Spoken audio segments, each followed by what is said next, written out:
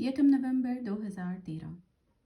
اپنے pocket sized قرآن کے بغیر عمر شاید ہی کبھی کہیں گیا ہو۔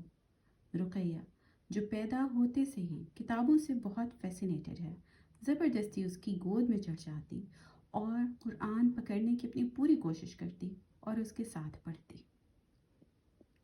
مصر میں کچھ دفعہ ایسا ہوا کہ وہ جہاں جاتا اپنے قرآن کی چھوٹی چھوٹی جلدیں بھول جاتا۔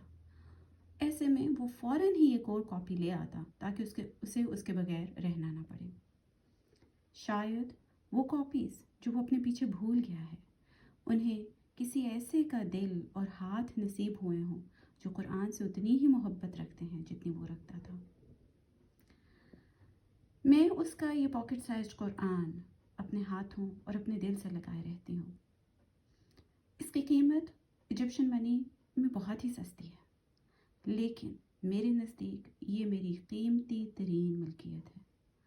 اللہ کرے کہ قرآن اس کے لیے اور ہمارے لیے روز قیامت سفارش بنے۔